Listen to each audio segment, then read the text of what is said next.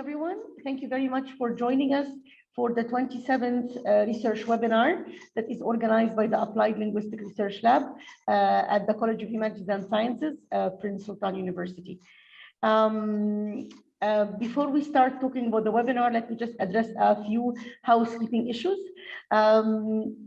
We have two distinguished speakers today. Each speaker will give us a talk for 40 or 45 minutes, and then there will be time for questions and answers. So please, if you have any questions, just write them in the Q&A, not in the chat box, because I don't want to miss it. In the Q&A, write your questions, and I will share the questions with the speakers at the end of their talk. Second thing, towards the middle of the webinar, I will be sharing a link in the chat box. Please fill in this form if you are interested in receiving an e-certificate within 2 weeks from the webinar. Thank you once more for joining us. And today the webinar is on psycholinguistic studies. We are honored, as I said, to have two distinguished speakers. One of them is a collaborator, or both of them actually are collaborators with our lab.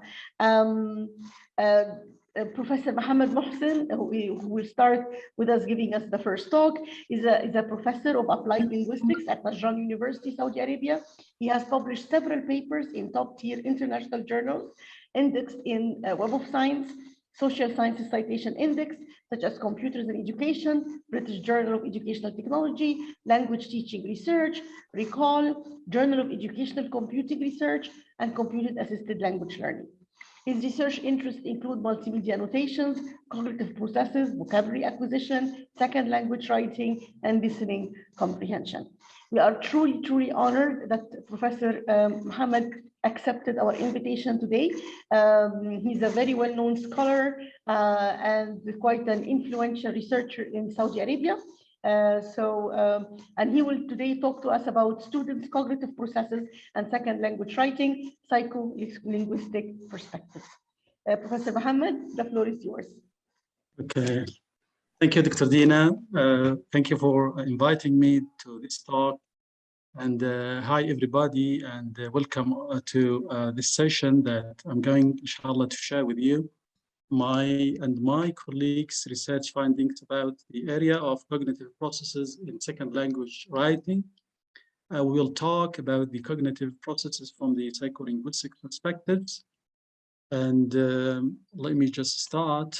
The objectives of this talk: number one, to introduce the concept of the cognitive processes and to conceptualize and operationalize this construct, and also to clarify how this construct has been investigated in second language writing research. And number two, to summarize the studies I have published and also my colleagues in this area. So this talk, inshallah, I'm going to give you the summary of my findings in 4 studies. Number one, that is published in 2021 in language teaching research. And number two, a study has been published with my colleague, Dr. Qasim, in the Journal of Psycholinguistics Research. And another one also has appeared in the Journal of Psycholinguistics. And the fourth one is my paper and also my MA master students, Uhud Al-Suwar, which will appear soon in the interactive learning environments.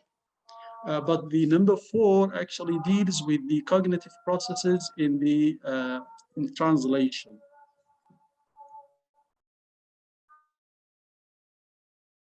So let me just start with the conceptualization of the cognitive processes. Actually, there was a trending research issue to shift from the product-oriented research into the process-oriented paradigm.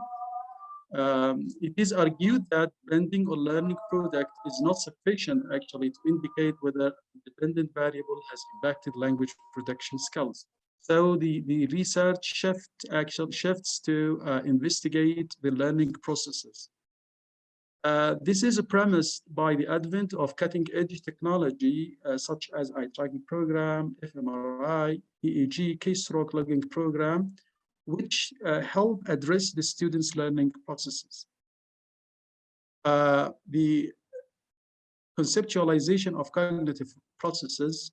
This is a definition of cognitive processes, which I cited from the EPA dictionary, which says that cognitive processes, any mental functions that related to processing second language or the first language learning, which indicates that storage, learning processes, thinking, attention, perception, and whatsoever. Let me just conceptualize the cognitive processes to the area of writing, which refers to any mental process a student engage to convert the writer's thoughts into a coherent, linear written form. Why investigating cognitive processes in writing? Because, you know, writing is different from speaking. Speaking processes are observable, that we can actually see or identify the cognitive processes or the speaking behaviors that speakers encounters, such as hesitation, false start, repetition. While in writing, it is difficult actually to find out the writing processes. That means how writer or how students, for example, delete some sentences or inserts, or for example, remove some parts, or actually face difficulties in recalling words, in recalling sentences, recalling also the appropriate expressions that could be used in, to convert the ideas that in his mind into a rhetorical form. So we have actually the final product of the student script, but we don't really know what are the processes that learners undergo in order to come up with the final product of the written form. So it is therefore crucial to understand the student processes during drafting, such as pauses, deletion, inscription, fluency, to infer or to indicate their cognitive processes. Here, it is also important to differentiate between the L1 writers and second language writers. The first language writers can easily formulate ideas and thoughts in a rhetorical way because of the automaticity of the first language. While the second language writers have difficulties actually reflecting their ideas in translating their ideas in the form of the written form, because of the lack of automaticity and also lack of competence in the second language. So here it is important actually to identify the second language writing processes. Here I just give you the theoretical background that I have actually used in my studies, which colleagues model in 1996. The colleagues model has been proposed actually to explain the cognitive processes in first language writing. But there are many studies actually adopt this model in the second language writing. According to colleagues, that there are three interwoven and cyclical writing processes or writing processes. Number one, planning, and then translating, and then number three is monitoring. So planning refers to accessing idea from the language, from the long-term memory, and converting them into a coherent plan for text content. Then the second phase is translation, or sometimes it is called the drafting, which means operating text either in a form of a handwritten or a typed format that is related to an action. And number three is monitoring the conformity of the intended text meaning to the expressed form in the text. And as I said, these cognitive processes are interwoven and cyclical. You'll find that they are also interrelated, interwoven. Okay, they do not actually go into the march 1, 2, 3, no, but they are also cyclic. That means I can start with the planning, then translating, and then I come back also to planning again, and then also let's talk about the working memory. Lack of automaticity in second language writing leads to more pauses at the low cognitive levels, such as lexis, spelling, and grammar. Because second language learners who are suffering actually from the lack of competence or automaticity in second language writing are predicted to pose more at the low cognitive level, such as in spelling, in punctuation, lexis, and grammar. This causes actually extra cognitive load and used up resources in the working memory. This could make L2 or second language learners leave some writing aspects in place of others due to the low resources in the working memory. While in first language writers can write spontaneously because they feel unstressed about retrieving appropriate words. Because of the competence in the first language so the first language writer cannot find any problem in recalling words. They can write spontaneously. They cannot actually pause, or there is a minimum pause at the low cognitive model, like the lexis, spelling, and grammar. Second language writers tend to be involved in severe cognitive processes and struggle to generate text, to construct sentences, and translate what they say into how to say it appropriately, leading to considerable time consumed in the second language writing. Cognitive process operationalization. Now let's go to the second phase, that is operationalization. Actually, there are three writing behaviors which are indicative and used by second language research, which could be the best indicative parameters of cognitive processes in writing. Number one is fluency and pauses, number two, and number three is revision.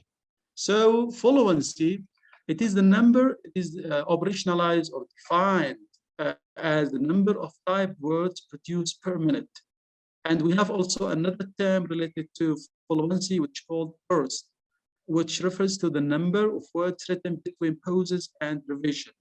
Fluency is a good mental, fluency indicates that there is a good mental space. That means the more students produce words, typing words, this is in writing, or for example, in speaking, the more that students or learners produce more words, so the more likely to indicate the good mental spaces.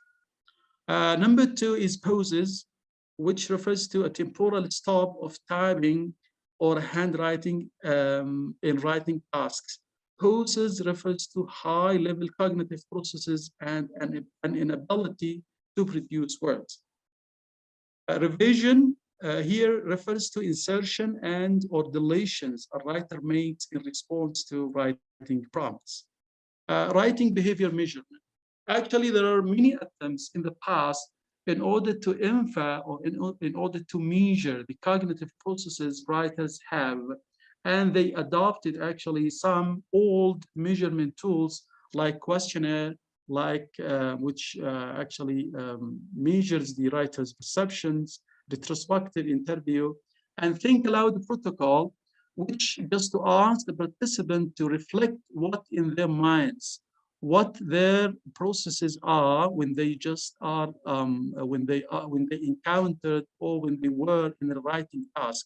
So to verbalize what they were thinking of when they face some difficulties or when they pause or when they have difficulties. And all these tools could be obtrusive for participants and might be questionable for reliability and validity. Later on, because of the advance of the technology, a keystroke logging program has appeared, which can actually measures and records the student's behavior and generates quantifiable reports about their behaviors. So keystroke logging programs are designed to observe writing processes on a computer. They record keystroke and mouse clicks and generates quantifiable reports. Example of keystroke logging programs in second language writing, script log and translog. Translog, this is used for translation, and gedit and input log. The input log is the famous one, and it has been used in research. These are the differences between the logging programs, script log, the input log. These are the features and characteristics of every logging program.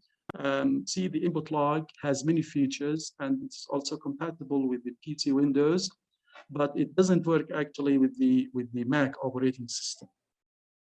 And this is an example of the log report. See, for example, this is 2 words that is written by a student and how it could be visualized. The mouse clicks, the keystrokes. This is just the 3 words first and foremost. And you may find F here and also R here, S. And then here, there is also a recording for just one sentence that is having a free time. Is very nice because anyone will take benefit. See, this is the keystroke behavior that has been recorded for just only for this sentence, and the mouse clicks, the left, the backspace, and so.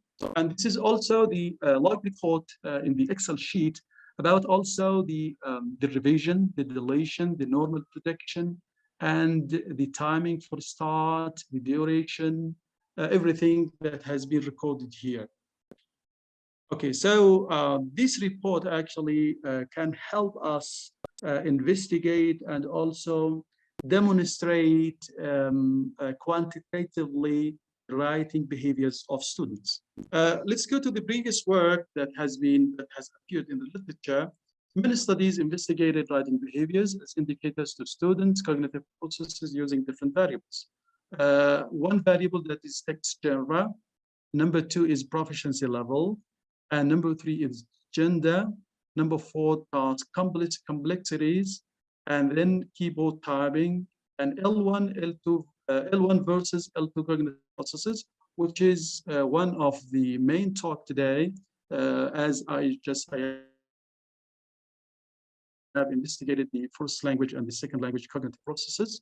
So the gap in the literature, actually no evidence how cognitive processes of Arabic learners face when they write in their mother tongue, because Arab writers, have difficulties of have varieties when they just write in their mother tongue, because they speak a dialect, but when they are asked to write, they have to write in the modern standard Arabic.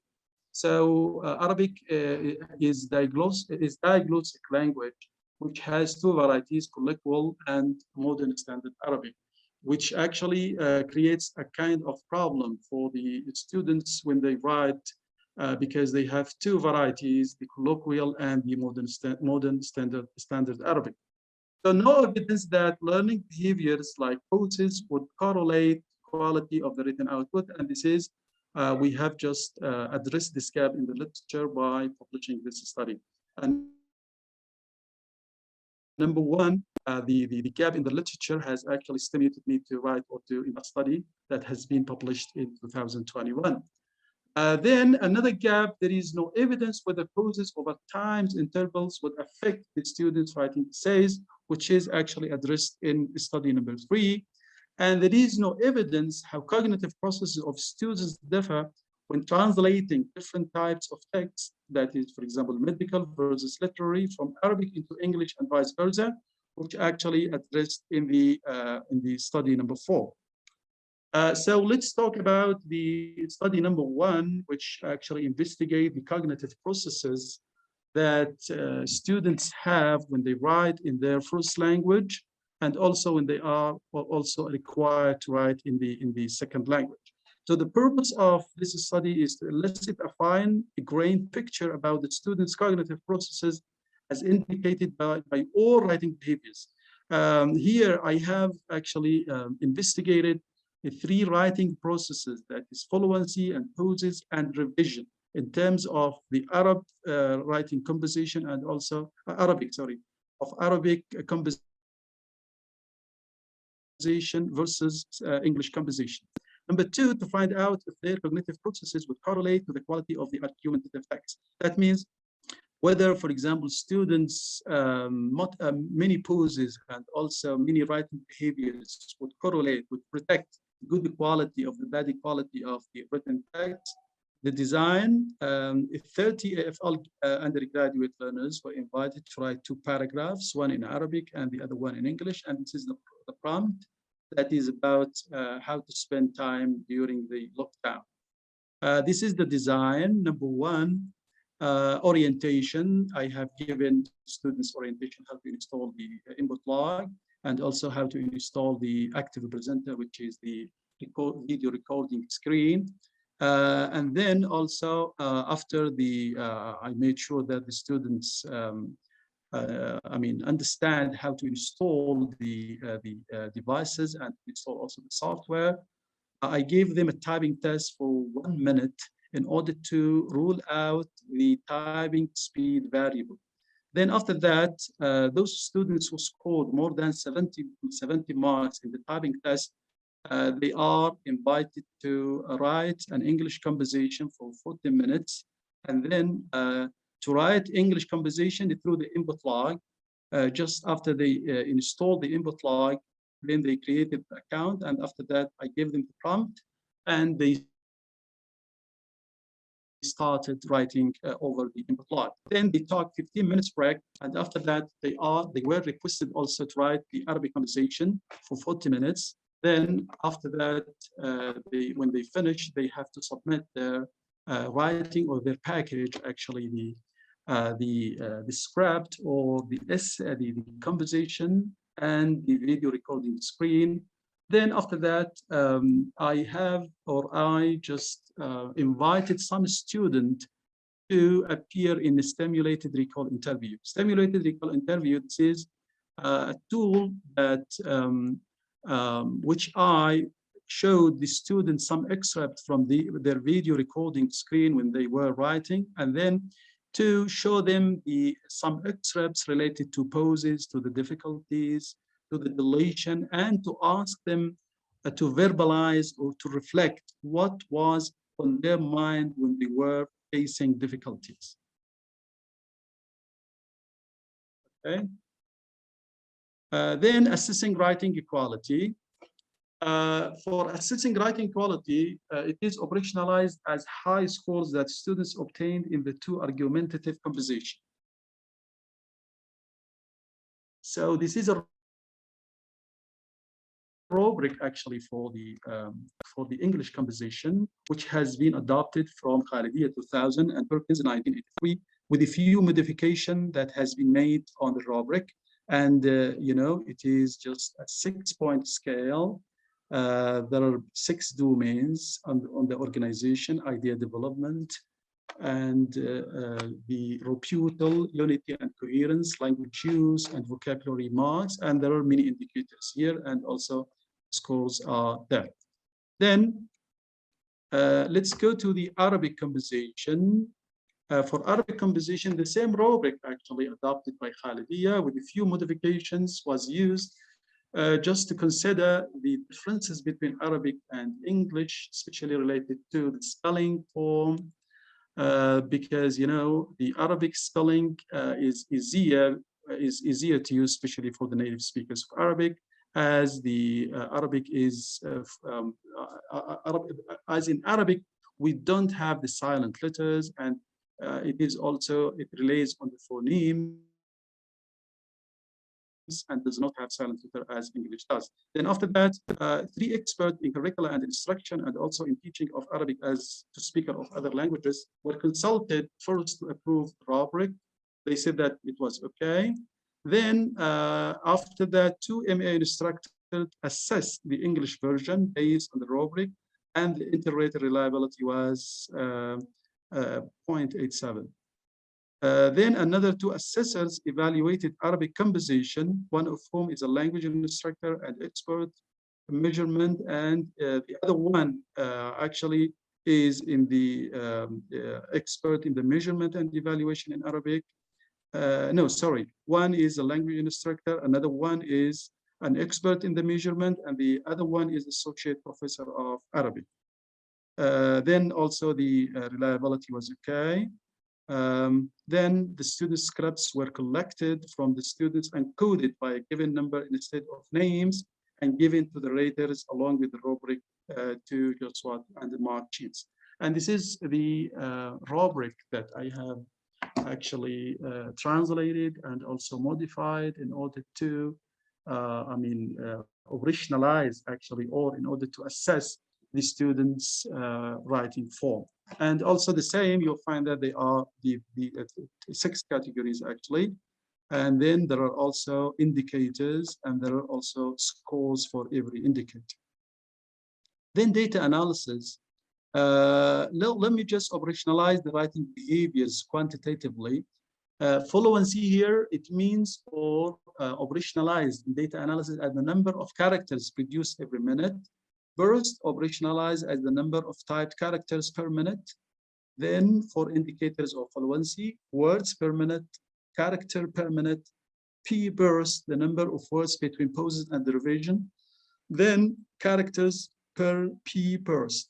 Pauses, there are also 3 indicators, whether the pauses are located within words, between or between sentences. And then revision, 3 types of revision were analyzed: deletion, insertion, and R burst. Deletion refers to time spent by the learner when he or she passed backspace to delete a word or character. Insertion means time spent to insert any character produced during writing. R burst refers to the string of actions between 2 revisions. Insertion and deletion have been collected manually by taking an average time spent on the insertion and deletion. And this is the visualization of the operationalization of the 3 behaviors.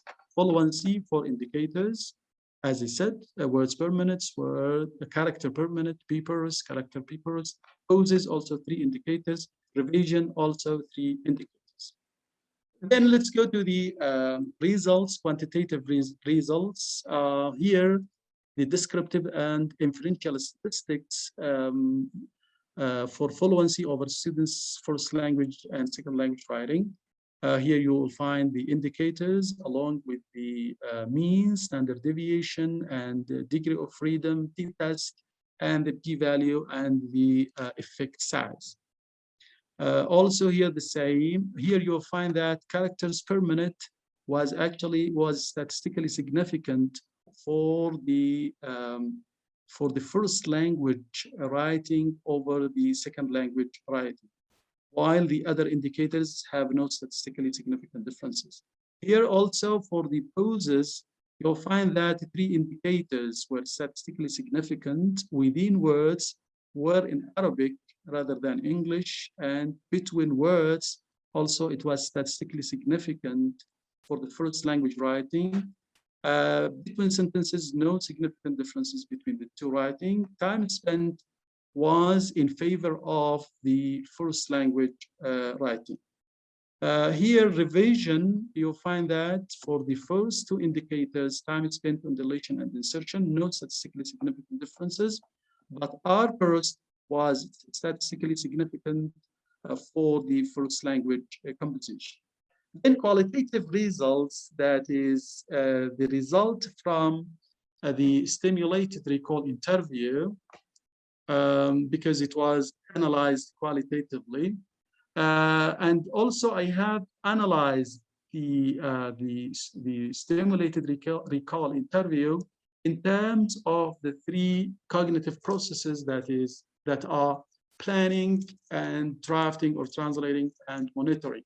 So here the students' answer, they stated that they posed because they were thinking of generating the new ideas and formulating good thesis statement.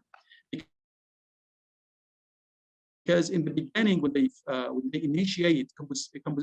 initiate writing paragraph, they have just posed. Why they posed? Because they were just thinking of how to, or they brainstorm how to write a good thesis statement. And this is a quote by one participant. Then for translating, the participant underwent pauses at the low thinking level, such as lexis, grammar, and spelling. As I said, because of the lack of automaticity in the second language. They showed their struggle to recall second language appropriate words from their minds because of the L2 difficulty. Sometimes they pause because they are thinking of the appropriate words just to be translated and also to be written in a rhetorical way. And for example, one interviewee stated that I have outstanding ideas, but I cannot express them, and sometimes I can skip them because of an inability to translate them properly.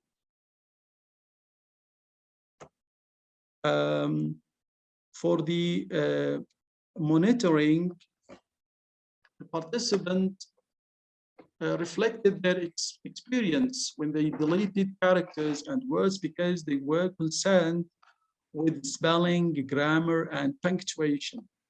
One student said, I paused at the end of the sentence because I was concerned with Arabic punctuation because they differed from those in English. I put a full stop and then deleted because I wanted the new sentence to relate to the previous one. I replaced the full stop with comma. Okay, so it means that students actually encounter difficulties in finding out the appropriate words. In also they have difficulties, or they just they pause, or they posed at the low cognitive level related to lexis, grammar, spelling, and punctuation because of the lack of automaticity. Here, the second question, that whether there is a correlation between the students' behaviors and the quality of their writing. And here I use the regression in order to find out whether the three indicators could actually predict the good quality of the writing output. This is the result summary. For fluency, words per minute and characters per p-pairs are significantly associated with the quality of the final text produced in the second and in the first language and the second language writing. Characters per p-pairs and p-pairs processing time were significantly only for second language writing, indicating that the more time learners process per character and the more time used for the p-pairs, the worse the quality of produced final composition. For pauses, results revealed that pauses in word boundary did not affect the quality of writing output in first language and second language. But pauses between sentences were a good predictor for the quality of writing. And here, when students pause over the sentences, it means that they are thinking of a new idea. They are not thinking actually of the low cognitive revision, or let's say they do not actually, or they are not concerned with the form, but they are concerned with the meaning. For the revision, time processing insertion was significant for second language composition, meaning that the more time that learners spent on processing keys for insertion, the worse the quality of their writing output.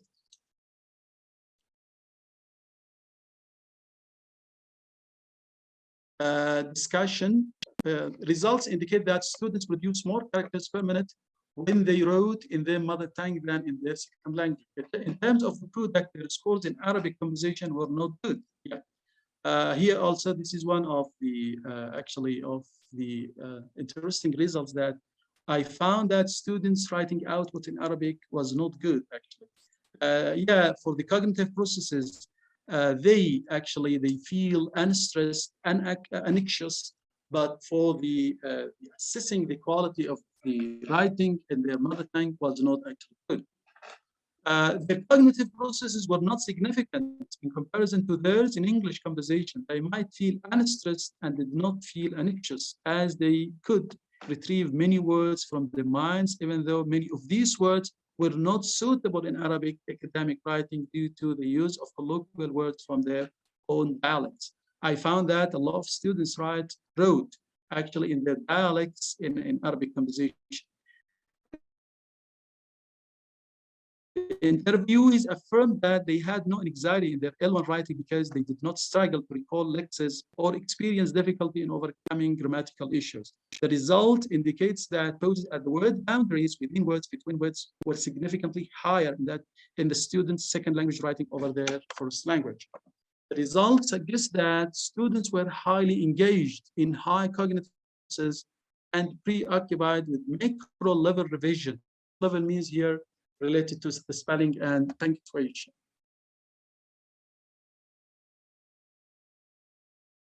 Let's go to study number 2, which has been published in Journal of Psycholinguistic Research. The purpose is to understand that this is written by me and by my colleague, Dr. Mutahar Qasim, and published in 2021. The purpose is to understand how genre types, that is argumentative versus descriptive, could affect students' pauses over word, sentence, and paragraph boundaries. This is number 1. Number 2, the objectives. Number 2, to what extent pause over text boundaries correlate to good or poor quality of students' writing? The participants were graduate students, their age mean 26.6. Their minimum scoring in IELTS was 6. And the genre that has been used, argumentative essay and descriptive essay. The results, because I wouldn't like just what to go in details because of the time limit. The results, students' pauses were significantly higher in word boundary than in sentence and or paragraph boundaries. Number 2, pauses across text genre, students' pauses were significantly higher in the argumentative essay than that of the descriptive essay, because the argumentative genre demands high cognitive load. Study number 3, which was published in the Psycholinguistics Journal, the objectives is to find out how genre affects students' pauses at different pause thresholds. That is over 5,000 milliseconds, 500 milliseconds, 1,000 milliseconds, and over 2,000 milliseconds. The design was only quantitative.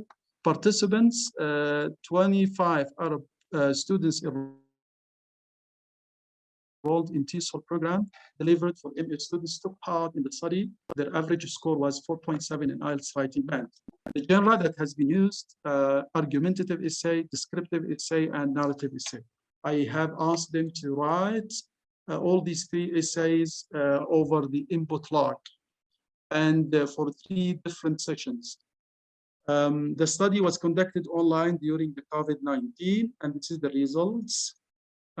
Here I analyzed the word boundaries, sentence boundary, and paragraph boundaries over the genre type, argumentative, descriptive, and narrative. And here the results reveal that the students' pauses actually in narrative essay was statistically significant than the other essays, that descriptive and argumentative, for the 500 pauses time intervals, and also for more than 1,000 milliseconds pauses intervals. It was also significant for the narrative over than the descriptive and argumentative. Here are the results. I have just already explained. And I have used here processing graph examples from a sample of students. Here you find that the blue dots or the blue line refers for the process of the student's writing, and the green one denotes the student's production, and the scattered plots refer to the pauses that students made during or throughout the writing. And here you find in this slot, the X slot refers to the number of pauses and number of the writing units. And here in this example, in this slot, it refers to the time spent on the writing. And it is for the 500 milliseconds pause threshold. Then another example is also given for the another pause threshold that is over 1000 milliseconds. And also the same, you'll find that pauses here are higher than the other threshold for the 1000 milliseconds and also for the 2000 milliseconds. Then study number 4, which will appear, inshallah, it is now in the press in the interactive learning environments, which actually I examine the cognitive processes of learners as indicated by their translation, that is to translate two texts from English into Arabic and vice versa. The design was mixed method design, quantitative data that is obtained from the test, translation test, and the qualitative data that is obtained from stimulated recall interview. The participants are 22nd Arab native speakers, undergraduate. They participated in the study, and then they were asked actually to translate two texts from English into Arabic and from Arabic into English. The texts are medical texts and literary texts. The devices that I and my colleague, my students used, the input log and also the screenshot program and stimulated recall interview. And also this study was conducted online. Here, the qualitative results, as it shown or as it appeared from the stimulated recall interview, students paused longer at word boundaries than between sentences boundaries. They paused significantly higher when translating from Arabic into English. This is quantitative, sorry, this is quantitative results. And the third result, no significant differences were found across sentence boundaries for each of the texts.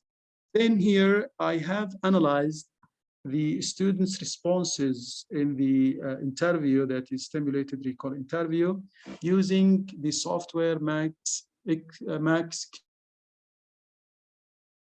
QDA, which shows here the 4 or 5 indicators: lexical problems, creativity demanding problems, comprehensibility problems, syntactic problems, and spelling problems between the Arabic translation and English translation. And here you find that students do not have problem for the spelling problems when they translate into the mother tongue, but they have problem here when they just translate into the second language. And this is the word cloud visualization, the Arabic translation and the English translation. And you'll find that the most frequent words that used by students in Arabic, that is, you'll find here, for example, text, and then terminologies or reformulation, problem, poses, okay? And here you'll find also other terms like problem, like translation, like poses. Study limitations. I have actually some problems when I have and my colleagues conducted the study, is the small number of participants. This is also one of the problematic issues that we cannot actually enroll many students in our experiments. We have also another problem that is actually related to technicality.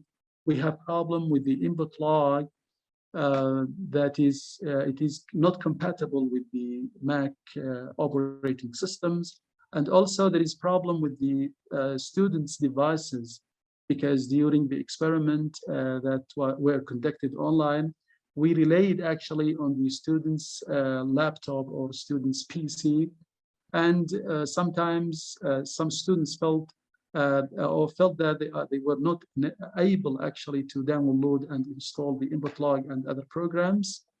Number 3, accommodation. That means we don't have other devices that we can actually that could enhance the our findings, like the eye tracking program. Also, lack of experienced raters, especially for translation, because sometimes it is difficult to ask a colleague just what to score around 30 or maybe 40 scripts of students. It is difficult actually to ask, or difficult for some people also to accept scoring the student's script. And another limitation is that reading process while writing could not be measured due to the lack of eye tracking program. And we, inshallah, will address this limitation by our future project, which we are going to investigate the students' cognitive processes in the first language and second language writing using key logging program and eye tracking by my research team, Dr. Ahmed Masrai, Dr. Dina Addakhs, and Ms. Nof Al-Harb. And this is the references, and thank you so much for listening. Yes, Dr. Dina. Thank you so much, Professor Mohammed, for this enlightening talk. Extremely interesting, and it was really inspiring to see all the findings from one study to the other. To see how the findings could really give you a big, the fact that we're looking at findings from 4 different studies, I think gave us a very good understanding of how the status is now with second language writers. So thank you very much for sharing these findings with us. And I think now we have time for questions and comments. So if anybody would like, please, to share questions or comments, please do that in the Q&A, and I will share with Dr. Mohammed. Professor Mohammed. Professor Mohammed, I can see that the third, until just we have, I'm sure people are writing now. So I can see that the third study and the fourth study were conducted online. Maybe this was during the time of COVID-19. Yes. So how do you see, I mean, what measures did you take to make sure that the results are reliable? And how do you see the future of online experimentation? Yeah, this is also one of the difficulties that I face when I conducted the study online, because COVID-19 doesn't mean that to stop research, okay? And with the devices that I have used, actually I can monitor to some extent the students' behavior. For example, the video recording screen, that I can also observe the students' behavior, okay? Even also with the input log itself, it has features to record students' access. That means if the students access, for example, online resources, so it can be shown in the program. So I can say that to some extent that I could manage it, or I could rule out some extraneous variables to some extent. Yeah. But even also, I have just acknowledged this limitation that if it is conducted face-to-face, that means I can have a robust findings. Because I remember we were doing a project at the time of COVID-19 and we had started collecting data using the eye tracker. And then we were advised, why don't you do then the rest of the data collection of eye tracking online? And then we were advised not to. So it was an issue. Now we're back on campus, but it was I mean the future of this and what the future of that holds will be very interesting, especially as you highlighted that we always face problems with finding participants. So actually having it online will also facilitate participants as well. So yes, thank you. Okay, we have a question here. Let me share from Dr. Anna. She says, thanks for the great talk. What is your opinion about the effect of typing ability? For example, whether students are touch typers or not on writing processes, or what could we do to account for that? Okay. See, the typing ability, actually, we managed that one by asking students to type on online test, okay, that is just for one minute. And then after that, scores will be automatically given, okay? So if students scores, for example, below the average, that is below the 70, so I will not include them in the experiment. Why? Because another factor here will just intervene and also will affect the results validity.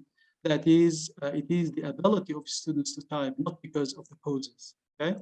So even also with the COVID-19, students were familiar actually with typing because they were doing assignments online.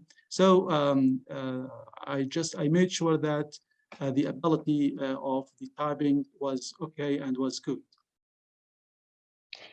Actually, let me share something here. A few years back in our university, students were having their exams in writing, in handwriting. Now everything is done in computer labs and they have to type.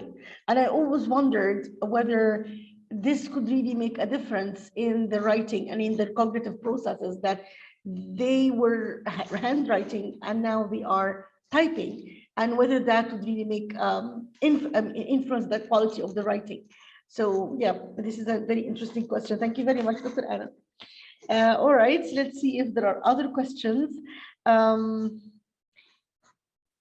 Let me also share with you, Professor Mohammed, I can see that you have mainly focused on 3 cognitive processes, writing processes, which is fluency, pauses, and revision. Are there other processes that you plan to focus on or you see as relevant? Okay, these are actually the 3 writing behaviors that are investigated in the literature, which just could, reflect students' cognitive processes. But there are maybe other variables that, or other moderator variables that could affect either the whole 3 writing processes or even some of them. Okay, for example, the genre types, for example, the argumentative essay or the reading into writing essay, and also the expository text or expository essay. Also, for translation, now it has been transferred to translation, that is to find out pauses in translation, whether, for example, some texts that are difficult actually to process for students than the other. And also there are many variables or many moderator variables, like, for example, gender, whether, for example, writing process will be different from male to female students. But for the writing processes, I think the 3 writing behaviors that are known for the literature, as far as I know, only fluency, revision, and pauses. Yeah. Extremely interesting. And by the way, I was very interested as well when you said that you started now to explore translation, because yes, I mean, I think it would be very beneficial for it will give lots of insight for translation trainers. We have a question here from Dr. Fawzi Tayyib, and he's asking, what would you like to suggest as further studies in the domain of your study, Dr. Mohammed? Yes, as I said, you can find out the effects of proficiency level, for example, whether the advanced learners, cognitive processes are totally different from, for example, the intermediate or the beginning students. And also gender is one of the variables that, as far as I know, just only one study that has investigated the effect of the gender variable in the cognitive processes. And also there are many genre type, for example, reading into writing. Reading into writing genre, as far as I know, no studies, or you can say that only few studies that have investigated this issue. So I think these variables can enrich actually the literature, and also you can find room for publication in the, in the top-tier international journal. Thank you very much. Thank you. Professor Mohammed, I can see that you often, I can't remember in all the studies or most of them, you were using interviews. How useful did you find the interviews? Were the students able to remember, and to reflect after finishing the writing and give you information that would really help enrich the study? Yeah, interview is actually useful for triangulating the data collection tools. But it is subjective. That means sometimes it is subject to the students' remembrance. That means students may forget actually the writing processes, the difficulties that they have encountered. So the stimulated recall interview, if you recall the students' assignment, and then you can show their behavior, I think this is good actually for students to remember the writing behaviors and also the difficulties they have encountered, and also what they were thinking of when they just encounter such problems. So in this case, I think it's better for you just to find out the students' views about their problems. Okay, so it's good actually the interview, but provided that it could be or it should be conducted after the treatment. But if you just conduct the interview after a long time, so I don't think that students can remember their writing behaviors very well. Well, Professor Mohammed, we could go on, but it's now time for the second session. Thank you very much, Professor Mohammed, once more for accepting the invitation. Such an honor, really, to have you. An extremely interesting topic, very enriching for research, and also has extremely interesting implications for us teachers as well. So thank you very much once more, and looking forward to having you again at one of our upcoming webinars. Thank you so much. Thanks a lot. It's my pleasure, Ola. It's my pleasure. Thank you. Thank you. Could you please stop sharing, Professor Mohammed? Yes, definitely.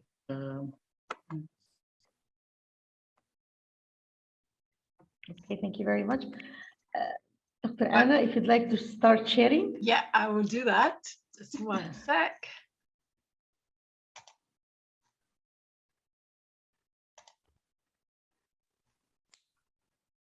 Okay, and now we will come to our second distinguished speaker. I'm really happy and honored to have Dr. Anna, and who accepted our invitation for this webinar. Dr. Anna Sanchez is an associate professor of applied linguistics and TESOL at the UCL Institute of Education and Society, UK. Her research focuses on the teaching and learning of vocabulary in second and foreign language. She is the co-author of an introduction to eye tracking, a guide for applied linguistics research, CUP, and co-editor of Understanding Phonemic Language, Routledge. Dr. Anna, thank you very much for being with us today. We're looking forward to the talk. So the floor is yours. Thank you very much. Thanks a lot for the introduction, and thanks a lot for the invitation to be here today. It really is a pleasure to have the opportunity to share with you some of the research that I've been conducted in the last few years. Can you hear me well? Yes, it's very clear. Perfect. Okay, so as you were saying in this talk, what I'm going to do is to talk about what eye tracking studies have shown about vocabulary learning from reading. In the last, I would say, 5 to 8 years, there has been a huge increase in the number of studies using eye tracking to investigate the process of vocabulary learning. So quite a lot of vocabulary researchers have started to use eye tracking to investigate vocabulary learning in different conditions and from different input modes, to the point where I would say eye tracking has become a common tool, common research tool in second language vocabulary research. So I think we've accumulated quite a lot of very useful knowledge in the past few years. And this is what I wanted to do today. So I'm going to share what we know so far, talking a little bit more about some of the studies that I've recently conducted. And with this, I hope to provide an overview of what we've learned so far with eye tracking in terms of vocabulary learning from reading, and also what we can do moving forward.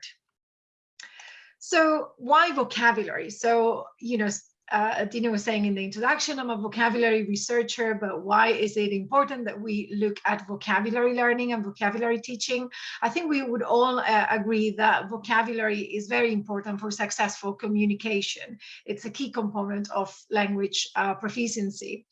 And we all know that second language and foreign language learners need to acquire huge vocabulary sizes in order to communicate successfully.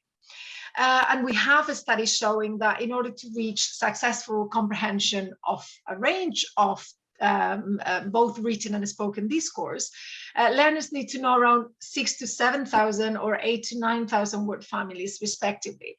And this is something, this is one of these topics within vocabulary research that we could be talking about for the next hour. So different studies have provided different estimates, and there might be different opinions about how many word families in particular learners need to know to communicate successfully or to understand different types of texts. But the point for us today here, the point that I want to make is that learners need to know, they need to have large vocabulary sizes. They need to know many word families in order to communicate successfully. So an important question, so if we agree and we acknowledge that learners need to know many many word families to communicate successfully, an important question is then how are we going to support learners for them to meet those vocabulary targets? So when we talk about vocabulary teaching and learning, we tend to refer to two main approaches. One is deliberate or intentional learning, which is the type of explicit learning when learners focus their attention directly on the information to be learned. So this is basically those situations where there is a clear goal to learn vocabulary. We ask learners to complete a vocabulary activity where they need to do a matching activity in order to learn a new set of words. So that would be a more deliberate, intentional approach to vocabulary learning. Then we also have a second approach, which is incidental learning, which has been defined as the learning that occurs when one is using the language for communicative purposes. So the purpose is not really to learn vocabulary, but the purpose is to use the language for communicative purposes, and vocabulary happens as a sort of byproduct of the communicative activity. And it's also been defined as the condition when there is no test announcement and no explicit focus on lexical items. So when we talk about incidental learning of vocabulary, we are referring to learning from reading while listening, learning from listening, and learning from viewing. And we have research showing the effectiveness of each of these modes for the acquisition of vocabulary. Most of the research has been conducted in relation to reading, because this is where incidental vocabulary learning research was traditionally focused on.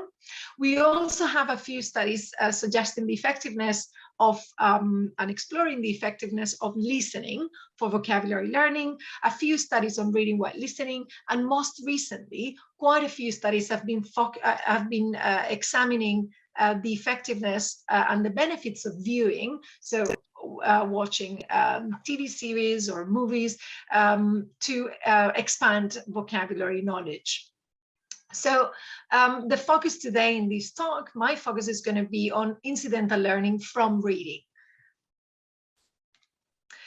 So this is also, this relates to what Professor Mohammed was saying in the earlier talk. Traditionally, the common methodology used by studies on incidental vocabulary learning from reading involved using a pretest, so an offline test measuring knowledge, usually of a range of components of vocabulary. So usually we have a set of words and we measure knowledge of those words in a pretest, normally addressing different components of lexical mastery. So we might be assessing knowledge of the form, of the meaning, or different aspects of the use.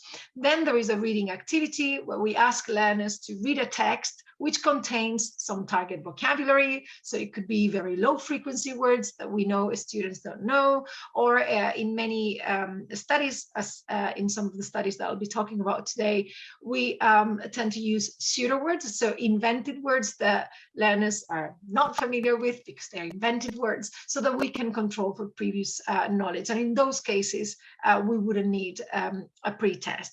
And in all the cases, there is a post-test. So after the reading activity, we measure learners' acquisition of those items that were embedded in the reading activity.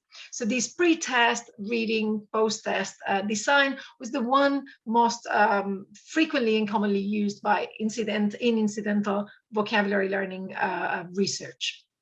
But now this is extremely useful, and we've learned a lot about incidental vocabulary learning from reading using this methodology and this kind of design.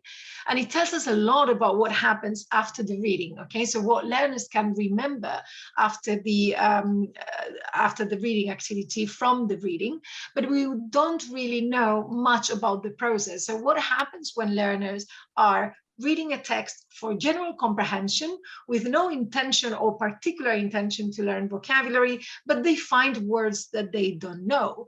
How do they engage with those words? To how much attention do they pay to those words? And how is that related to how well they learn those words? So this is something that cannot be examined or explored with the methodology that we were using traditionally. But this is really where eye tracking comes into place, because it can provide an online measure of the actual process of reading. I know that some of you in this talk will be very familiar with eye tracking, but others might not. So I will provide a very brief overview or an introduction to the technique. So eye tracking is based on the idea that the eye is a window to the mind. So it's been, from the very early days, it's been considered as an opportunity to look into the mind of the subject. And it's based on two main assumptions: that the amount of time spent fixating an item, so an item in our case would be a word or a phrase, reflects the cognitive effort required to process it. So the more time a learner spends fixating a particular word, we interpret that as more cognitive effort being required to process it. And the second assumption is that what is fixated is what is being considered. So if a learner is fixating a particular item, word or phrase in our case, that means that that's the part of the text that is being considered. So when we measure eye movements, there are different types of eye movements that we can look at. So we look at saccades, which are the rapid movements of the eyes from one point to another, and I will show an example in a minute. We can also look at fixations, when the eyes stop at a particular point, and regressions, movements back in a text when we're reading. And I will show this example, hopefully that would be clear. So imagine that we are reading this sentence: the woman saw the man with binoculars. So in this figure here, the gray dots would be fixations. So numbers 1 to 6 would be the different fixations, the different points where our eyes stop when reading this sentence. These are, of course, hypothetical movements and hypothetical fixations, but just so that you get an idea of what we're talking about. The arrows A to E would be the saccades, so the movements from one fixation to another. And then the last arrow F would be an example of a regression. So we finish reading the sentence, the woman saw the man with binoculars, and then we go back again to man and read that last part again. So these are three main types of eye movements that we might be examining when we conduct an eye tracking study. There are many benefits of using eye tracking. Eye tracking allows for more natural processing, and this is one of the main reasons why it's useful to do it in reading, because there is no need to perform another task. We don't need to ask learners to do anything, only just read whatever we present on the computer screen as natural as possible for comprehension. It provides a very rich record of online processing of different types of stimuli, so we can get very rich information about how learners process a text. It could also be an image. It could be a combination of text and images. It could be a video, dynamic images. So it provides a very rich record of online processing behavior. And as vocabulary researchers, this is really important because it allows us to examine the connection between processing behavior and vocabulary gains. And eye tracking, as you know, has been used for decades in psycholinguistics and cognitive psychology. But as I was saying at the beginning, it was only fairly recently that vocabulary researchers started to use it especially in the second language learning context. So in the first language context, we have a few studies that used eye tracking to explore vocabulary learning. And these are some of the general things that, that we know from that research. So studies show that basically readers showed longer reading times for new words. And that makes sense. When reading and L1 readers were encountering new words, they spent more time, longer reading times processing those new words.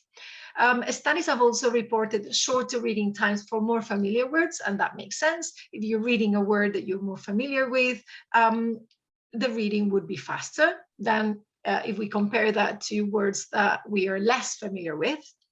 And very interestingly, the study by Joseph et al. In 2014 showed that reading times on novel words decrease with exposure. So at the beginning, you spend more time fixating a word or reading, processing a word that you are not familiar with, that you've never seen before, but then reading times decrease as a function of exposure. And this was shown for the first language context, so when studies were conducted with L1 readers.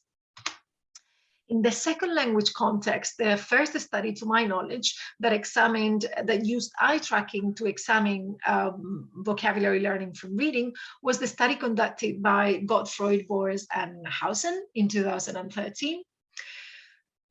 They examined both the processing and the learning of pseudo-words, as I was saying earlier, invented words, presented in sentence context. So participants were asked to read a short sentence context, which included pseudo words, and they looked at how those pseudo words in those sentences were processed. And they also examined how the acquisition, so what participants learned about those pseudo words, if they learned them at all, in post-reading vocabulary tests. And what they found was that in general, participants were able to recognize 23% of the pseudo words after only one exposure in reading. And that's interesting, and it's kind of in line with what other studies on incidental vocabulary learning have shown.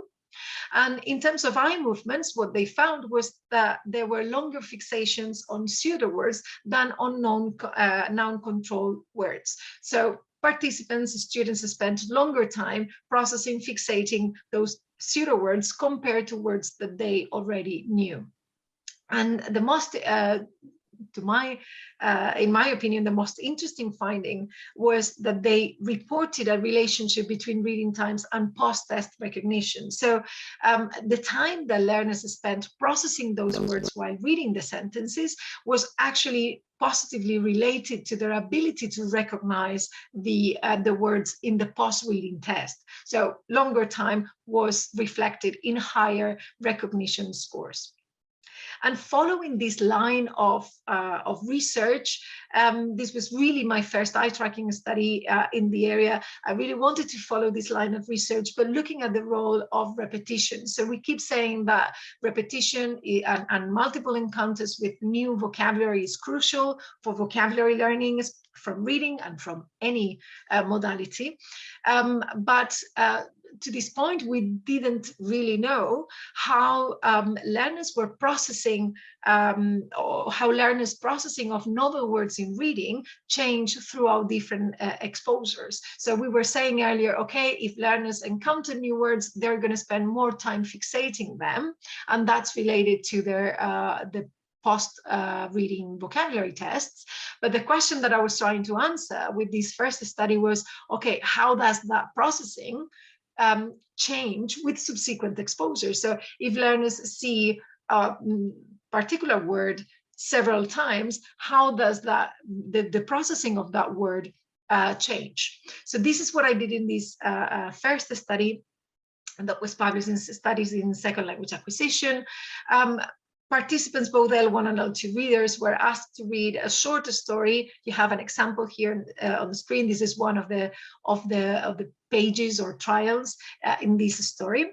While their eye movements were recorded, we were interested in the processing of some pseudo words that were embedded in the story, and we compare that processing with the processing of control words, so words that were high frequency words that everybody knew. And then we also completed some vocabulary tests to assess participants' knowledge of the form and the meaning of the pseudo words, of the target items. And just as a sort of very general summary, this is the main pattern that we found. So in this graph, you have a summary of the findings for total reading time. So this was the total time spent processing the pseudo words. So the sum of the durations of all fixations made within that particular area, so within that those words that we were examining. So you have total reading time, and you have the different repetitions from 1 to the 8th repetition. So the words were repeated 8 times throughout the story, and we examined the processing throughout those 8 repetitions. And as you can clearly see here, well, the blue line is the new vocabulary, so those pseudo words that nobody knew, and the red line is the known vocabulary, so the control words, the words that high frequency words that everybody knew. So as you can see, at the first encounter with those items, participants spend much longer time fixating and processing the new vocabulary, so words that they didn't know. And then, importantly, there was a significant effect of repetition. There was a significant decrease in reading times. So the reading and the processing of those novel words, novel pseudo words, became much more fluent, much faster, much more automatic, to the point where by the 8th repetition, there were no differences between target items and controls. So that means that by the 8th repetition, so after having seen the same item 8 times in the text, participants were processing those novel pseudo words as in the same way as words that they already knew, so very familiar, high frequency words. So this is the kind of pattern that I found in these the general pattern that I found in this earlier study, and it was interesting because the same general pattern was reported in later studies that used different materials. So for example, Mohammed 2018 reported a very similar pattern using graded readers. So in the study that I mentioned just now, the 2016 paper, I designed a text for the specific purposes of the experiment. Mohammed in this case used graded readers. We have other studies such as Elgort et al. And Gottfried et al. In 2018 using authentic and modified materials, and still the main pattern was the same. So longer reading times in the first exposure, and then a significant pattern of decrease. So we keep seeing that pattern throughout the different studies that have been conducted.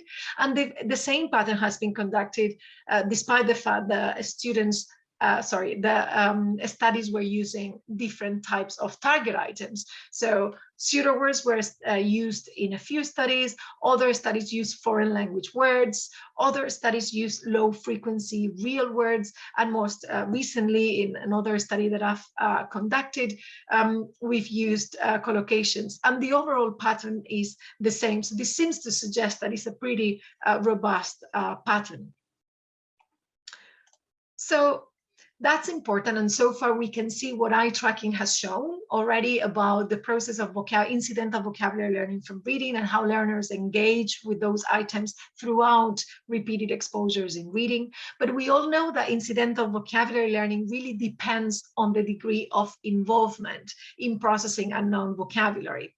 So we all know that in order to learn words incidentally from reading, learners need to notice those lexical items in the input. And researchers have also claimed that learners do not always notice the unknown items in the input. So a very important question in this research area has been, how can we help learners to notice those linguistic forms in the input? What kind of approaches or methods can we implement to ensure that learners actually pay attention to those items that we want them to learn incidentally from exposure? So many different methods have been examined to increase the salience of target vocabulary. One of them that we're all very familiar with is the pre-modification of inputs. So input enhancement techniques such as bolding, underlining, highlighting through intonation, for example. So we all know that these different techniques have been used to increase the salience of target vocabulary, and with the assumption that increasing the salience would lead to higher learning. And this is an area where eye tracking really can provide useful information, because as I was saying earlier, loads of studies have looked at the effect of textual enhancement on vocabulary learning and also grammar learning. But again, if we only use post-reading vocabulary tests, we don't really know whether those how those textual enhancement techniques actually affected attention to those items. But this is something that eye tracking can actually help us to investigate.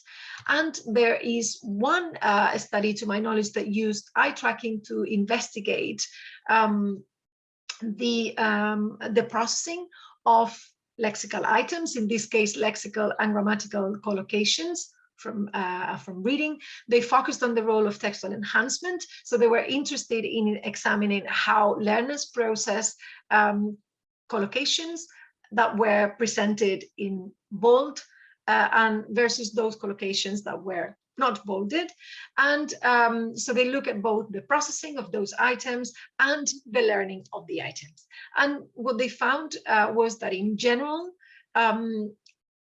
there were longer total reading times and more fixations, so a higher number of fixations in the enhanced conditions. So bolding actually and presenting those target sequences, target collocations in bold actually led to increased attention on the target vocabulary. Another method that has been used to increase the salience of target vocabulary has been using in-text glosses. So in in-text glosses, as you all know, what we do is we present the meaning the meaning of target vocabulary, either with a definition or with a picture, or it could be a combination of things. It could be a translation as well.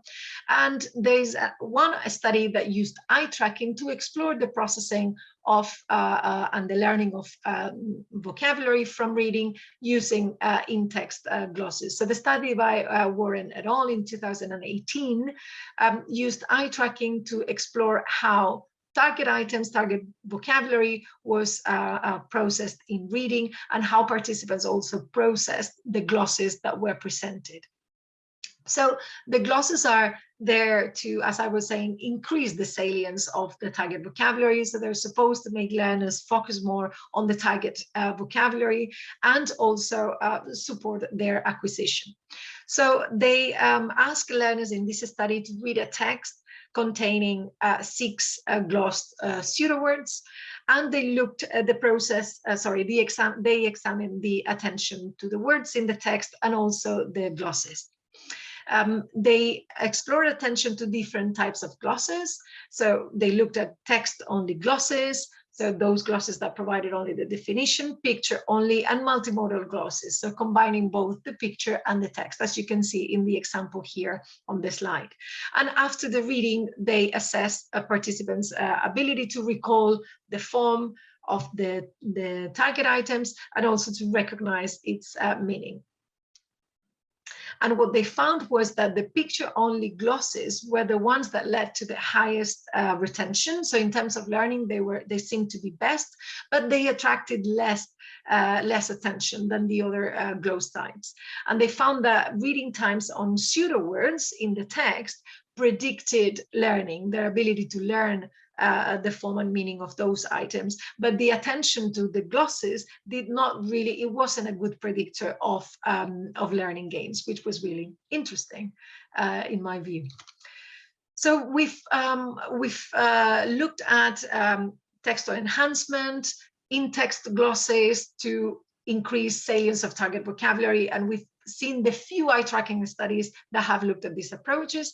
There is another approach that I found that particularly attracted my attention, which is instructional intervention before reading. And those of you involved in language teaching would know that this is a very common approach. So very often when we are asking learners to read a text, what we do is to present a set of words before the reading activity to ensure that participants are familiar with that vocabulary, or because we want them to learn that vocabulary before the reading activity. And different things have been said about this approach.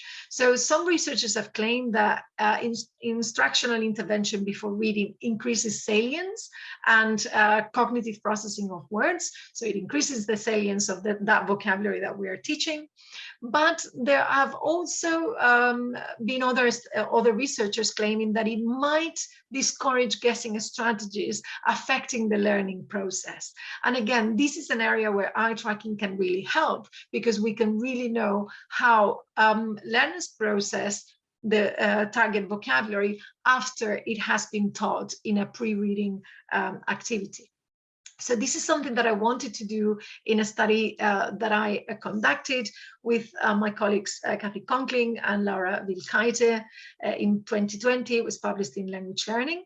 We wanted to examine the effect of pre-reading instruction on incidental vocabulary learning as reflected in vocabulary test scores, but we also wanted to explore the effect of pre-reading instruction on the processing of the target vocabulary. So how pre-reading instruction affected not only vocabulary gains in terms of vocabulary tests, but also how it affected the processing of the target vocabulary.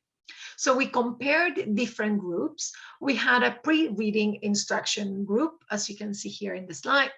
In this group, they completed some vocabulary activities first. So there were two activities. So they saw a set of target words in two activities. There was a presentation and then a matching exercise. So we taught these a set of pseudo words in this case, and then they read a text containing those pseudo words. And after the reading, they completed the vocabulary tests, assessing their knowledge of those pseudo words. We had a reading-only group in which participants were exposed to the pseudo words only in the reading, so they didn't do any pre-reading vocabulary exercises or activities, and then they completed the vocabulary tests. We had a reading baseline condition as well, in which participants read the story with control items instead of the pseudo words. And finally, we also had an instruction-only condition, instruction-only group, in which participants completed the same vocabulary activities as the pre-reading instruction group, but then they were not exposed to those words, to those pseudo words in the reading. They completed another unrelated reading which didn't contain the target items, and then they completed the vocabulary tests. And of course, while they were reading, we recorded their eye movements. So these are the results, well, a summary of the results of the offline tests, so the vocabulary tests that they completed after the reading. And overall, the pattern that emerged here was that there was an overall advantage of the pre-reading instruction group, as expected. So they were exposed to the target items, to the target vocabulary in the pre-reading activities, and also in the reading condition, in the reading activity, in the text. So therefore, they learned those items better. So it was significant in the three tests that we used and that we examined. So overall, an advantage of pre-reading instruction over reading only and instruction only in terms of vocabulary gains. And when we looked at the eye movement measures, again, we looked at a range of measures, but here I'm just presenting a graph for total reading time. So what we found basically was that at the beginning, so the first encounter with the words in the text, it didn't really matter if learners had been learning or whether they were taught the target items before reading the text or not. The processing of the items in the pre-reading instruction condition and the reading-only condition was exactly the same at the first encounter, which is not what we were expecting, but that's what the results showed. So when participants first saw the items in the text, it didn't really matter whether they had been taught the items before the reading or not. They were read in a very similar way. Then there was a pattern of decrease, so reading times became more fluent, more automatic. And by the 8th exposure, what we found was that the items in the pre-reading instruction condition were read in a very similar way to items in the reading baseline control condition. So items that had been taught before the reading by the 8th encounter in the text were read as items that participants knew very well. So high frequency words that they had been familiar with, that they were very familiar with. Whereas items in the reading only condition actually were, they still needed quite more time to process those items. So we interpreted this as an indication that the pre-reading instruction had an advantage for processing time at the 8th exposure. So we don't see any difference at the first encounter with the items, but towards the end, when they've been engaging with these items several times after by the 8th exposure, we do see an advantage of the pre-reading instruction group. But so in this study, we saw no evidence that pre-reading instruction actually led to more attention and noticing. And we didn't find any evidence either that the pre-reading instruction discouraged guessing strategies. So what we saw, as I was saying, was evidence for a processing advantage of the pre-reading instruction that was not evident in the first encounter, but we saw that at the 8th encounter with the target items. And interestingly, we found that longer reading times on target items did not really predict vocabulary gains. And this is in line with what other studies have shown. So we don't always find this relationship between longer reading times and higher scores in vocabulary tests. So this lack of evidence that pre-reading instruction led to more attention and noticing is something that we've also seen in the context of viewing, vocabulary learning from viewing. So they seem to suggest the same thing, the study by Montero Perez in 2019 and the study that Daph just mentioned. But it's important to note that frequency could be a potential factor in these studies. So both in the study by Montero Perez and the study that I conducted and that I've just summarized. So I'm going to show that in a graph. Hopefully you will see that potential effect of frequency. So in the study that I've just reviewed, we were comparing, so we were looking at how learners process words the first time they saw it in a text. But one group, as you can see here, the pre-reading instruction group, had already seen those items in the 2 pre-reading activities. So the first occurrence in the text was actually the third occurrence, the third time that they were seeing those new items for them, whereas it was the first time for the other 2 conditions. So this is the kind of comparison that we are doing in the study that I just explained, but we realized that, of course, while this is for pedagogical purposes and ecological validity, this is what we wanted to do for that study. We also realized that frequency could have been a potentially confounding factor. So what we decided to do in this more recent study, also with my colleagues Kathy Conkling and Laura Vilkaite in 2021 in TESOL Quarterly, was to explore what potential role frequency could have had here. So what we did was to compare the reading of so the first occurrence in the pre-reading instruction condition, which was in reality the third time that these learners were seeing the word, with the third occurrence in the other conditions, because we felt that this was a more appropriate matched comparison. And when we did that, what we found was in this second box here, that actually there was a difference between the pre-reading instruction condition and the reading only condition. So participants in the pre-reading instruction condition spent more time processing to those items. So here we have the comparison between the two studies. In the first study, when we were comparing the unmatched occurrence, we found no difference between pre-reading instruction and reading only. Whereas when we compared the third match occurrence, we did find a clear significant difference. So this shows that when we controlled for frequency, there was indeed a significant effect of pre-reading instruction on the processing of vocabulary, and that shows that increased attention on, so there was increased attention on taught words in the pre-reading instruction condition. And this supports that pre-reading instruction actually leads to increased attention to the target items in reading. So if we teach a set of target words, a set of target vocabulary before a reading activity, there seems to be increased attention. We are increasing the salience of those items in the reading, and that's then reflected in higher vocabulary scores.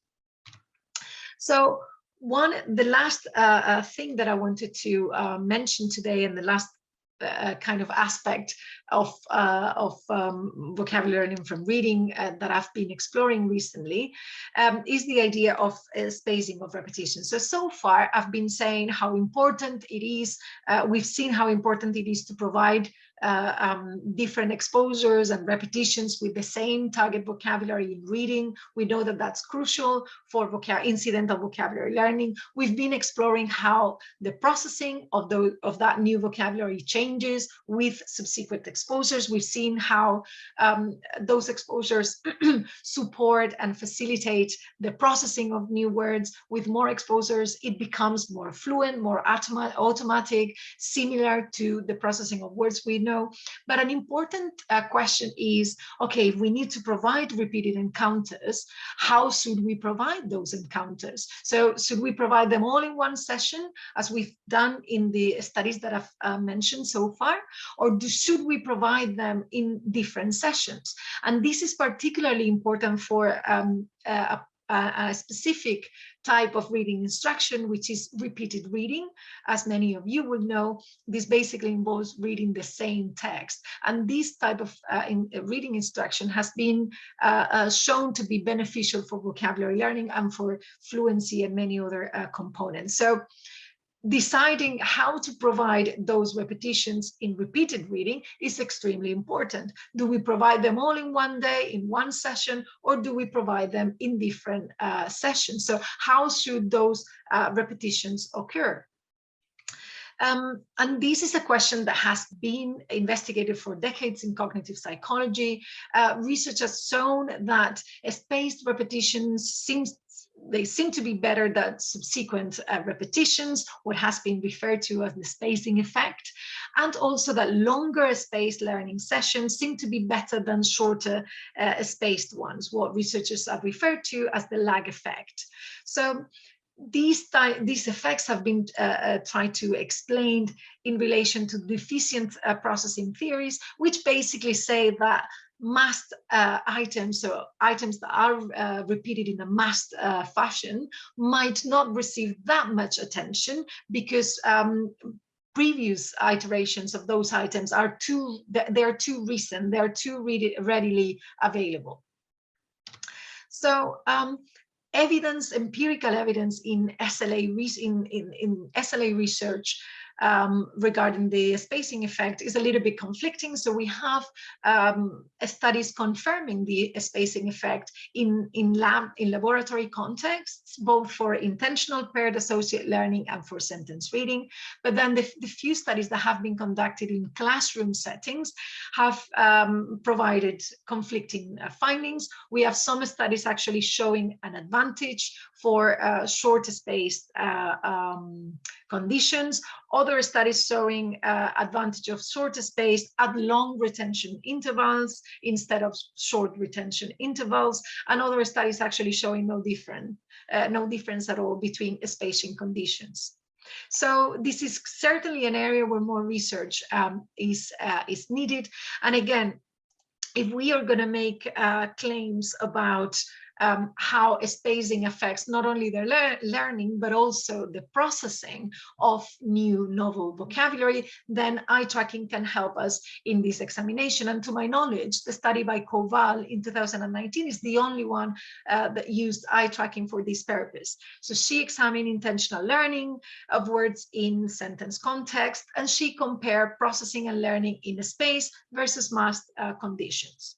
And what she found was that there were shorter reading times in the masked condition, and that was also reflected in smaller vocabulary gains. So in the masked condition, learners paid less attention to the target vocabulary, and this was in line with the deficient processing theories that I've just mentioned. But again, we don't know what these patterns would be in the context of repeated reading. So when we are reading the same text several times. So this is what we tried to do in a study that we recently conducted with a colleague from the University of Barcelona, Raquel Serrano. We wanted to examine the effect of time distribution on incidental vocabulary learning through repeated reading, and also analyze the reading patterns, so the processing in masked and spaced repeated reading conditions. We conducted the study with advanced learners of English. They were randomly assigned to either a masked or a spaced condition.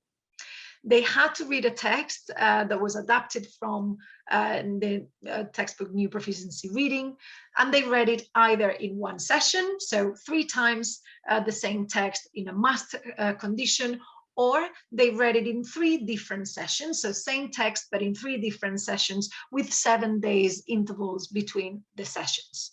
And the text included 12 target items, and of course their eye movements were recorded while they were reading the text, and we measure their knowledge of those items after the reading. So that's the overall procedure. We started with the pre-test and other proficiency tests.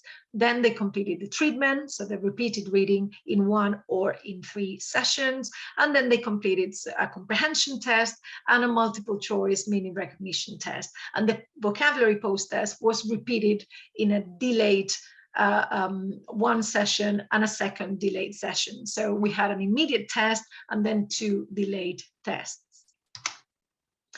For vocabulary scores, we looked at relative gains using the formula that you have on the computer on the slide. And in terms of eye movements, we look at a variety of measures. So we looked at total fixation duration, the number of fixations, and also average fixation duration on the target vocabulary that was included in the text.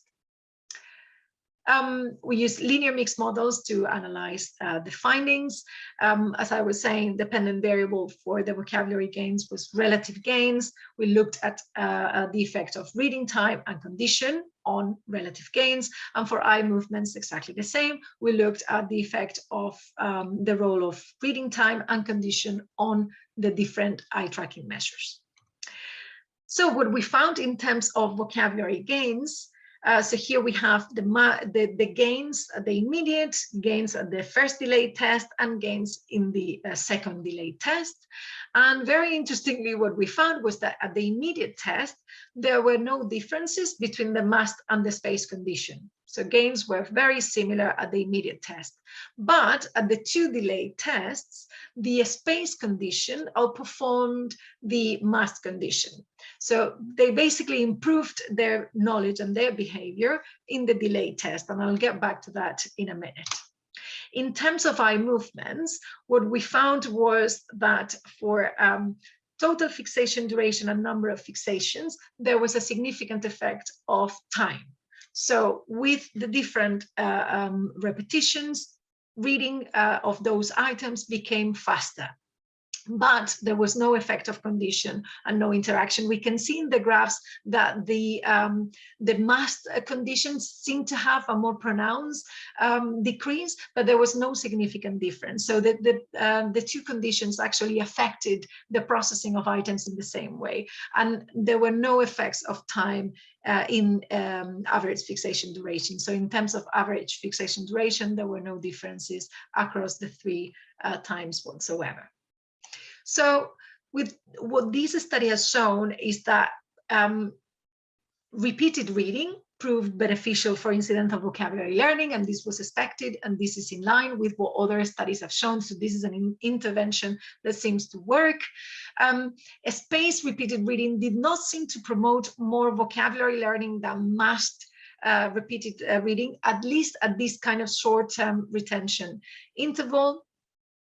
We also saw higher scores of a space group at long retention intervals, as I was saying earlier. They seem to improve after the immediate test, and therefore we don't think we can attribute that to the treatment. So, if they improved after the immediate test, we believe that that improvement might have been due to, some participants actually trying to look for or trying to remember those words, and because it cannot really be attributed to the treatment.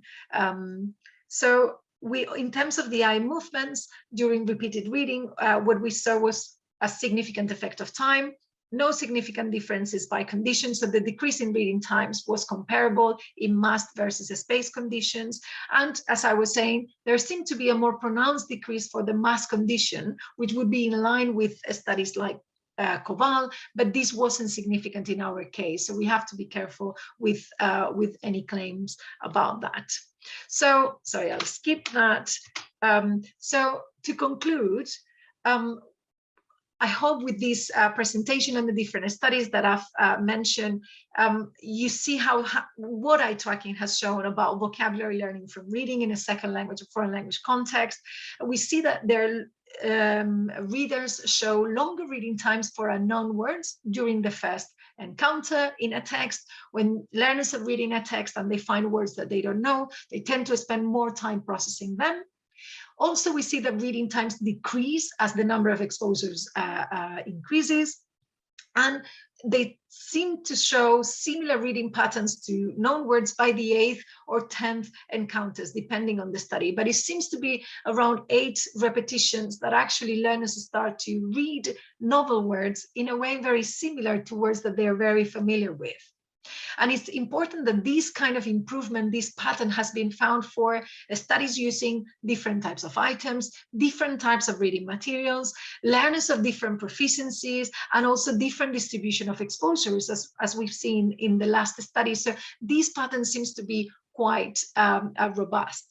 We've also seen that textual enhancement, in our case bolding, and pre-reading instructions seem to lead to more attention on unknown words, and also in-text glosses as well, when frequency is controlled for. So these eye tracking has allowed us to see the effect that these approaches to increase salience of target vocabulary actually have on the processing of the target vocabulary. Spacing doesn't seem to affect processing times in repeated reading, at least with the type of design that we had in the study that I've presented. And something that I haven't had time to explore in a lot of depth, but I've mentioned it in the different studies. Some studies have pointed towards a connection between reading times and learning gains, and other studies have actually reported no relationship here. So this is an area where we need more research, and we need to explore other factors that might actually explain this relationship and employ perhaps other data sources in order to be able to better understand this connection.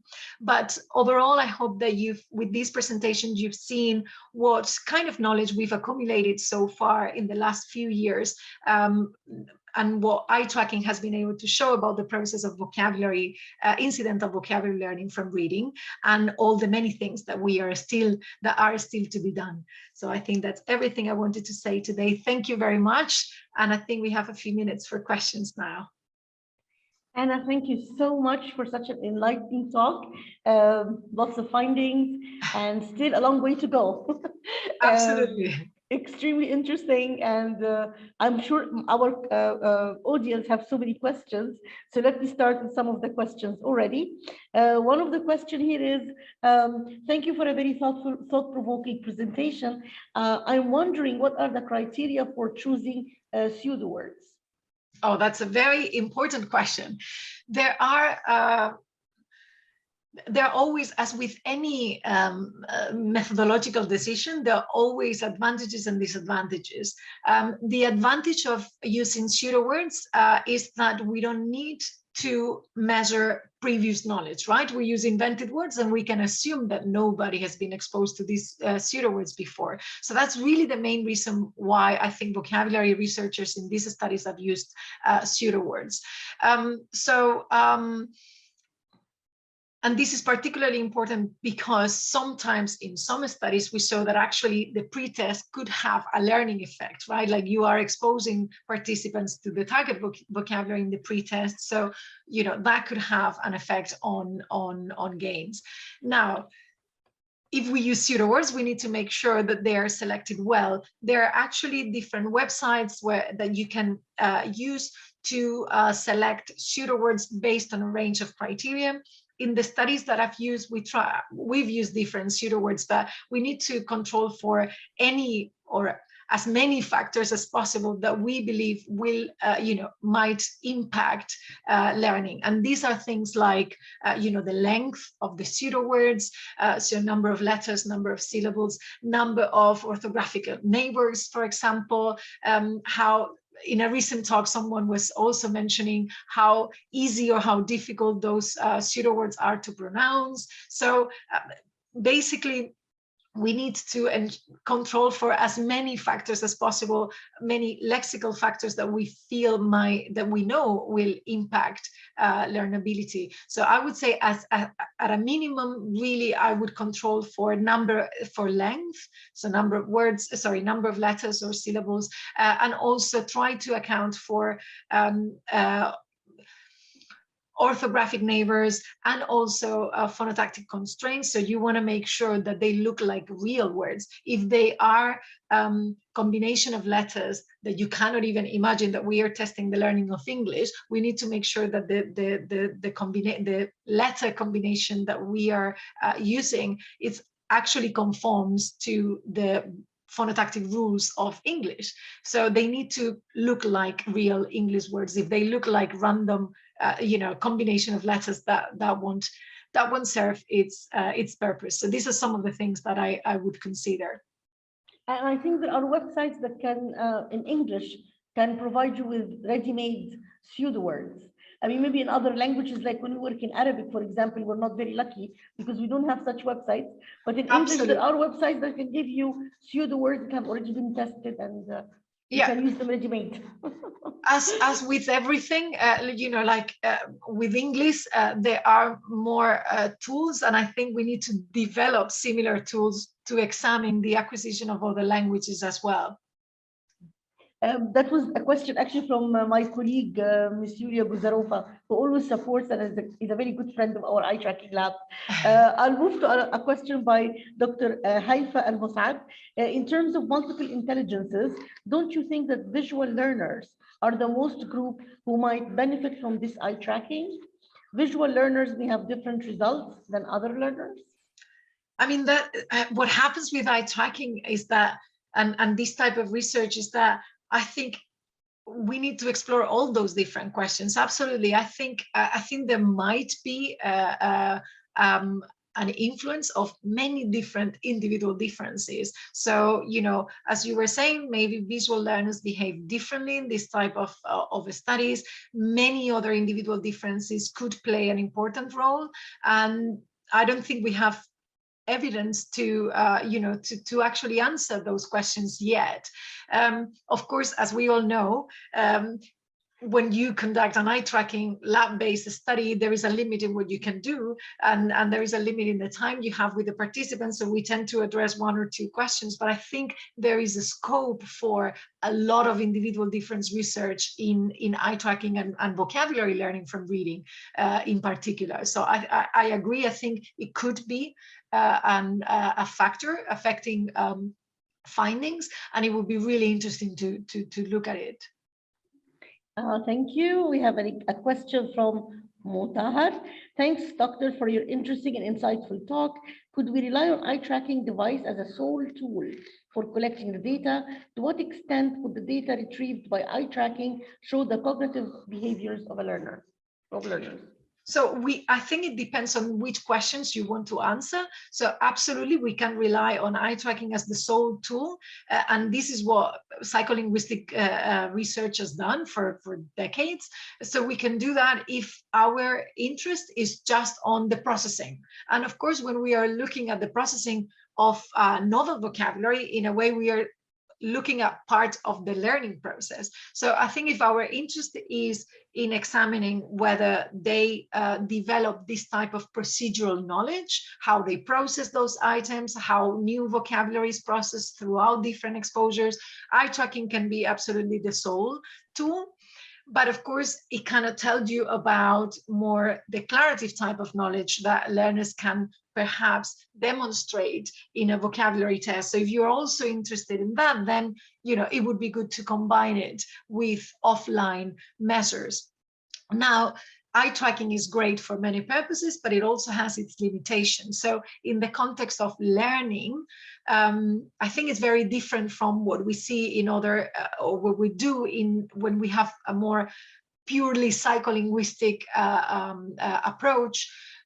So in the context of learning new vocabulary, for example, we might find that learners spend longer time processing an item, and we can do that with eye tracking, and we can make claims about cognitive effort. But that's something that I didn't have time to talk about today. But we don't necessarily know what learners were doing in that increased time. So it could be that in the context of vocabulary learning, it could be that longer reading times are actually a good thing because they are showing attempts to guess from context and maybe learn and encode that word in memory.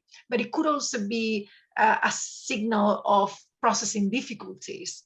So in terms of what eye tracking can and cannot tell you as a sole tool, I think it would be very difficult for us as researchers if we only use eye tracking and to make claims about what exactly participants were doing in those, when processing those words. So, and this is why, in the studies that I've done, I haven't made claims about what exactly, I can make claims about them spending more time or shorter time processing items and how that is reflected in vocabulary tests. But I can't say, oh, they spend more time, so therefore they were trying to guess the meaning of the words from context. We really don't know. If you want to do that, then maybe you even need to combine eye tracking with stimulated recall interviews afterwards or something like that. So I think eye tracking can be used as the sole tool if that answers your particular research question. So it really depends on what we are trying to answer, I think. Thank you so much, Anna. Actually, there are more questions, but I would encourage everyone to communicate with Anna directly. She's kindly sharing her email here because of our time. So thank you so much, Anna, really for such an enlightening talk, for answering our questions. I'm sure our audience will be in touch with you and ask more things and try to learn more from your expertise. And the Applied Linguistic Research Lab, we're really honored to have you, and we hope to pursue further collaboration, inshallah, soon. Absolutely. Thank you so much for attending and for inviting, and yeah, really enjoyed it. So I hope people have to. Thank you so much. Thank you so much, Anna.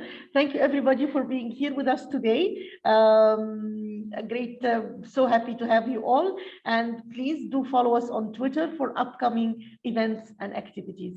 Thank you, Professor Mohammed. Thank you, Anna. And have a good evening, I think. Is it evening time now for you, Anna? Yes. Yes? Okay. Have a great evening, everybody. Bye-bye. Bye. Bye-bye.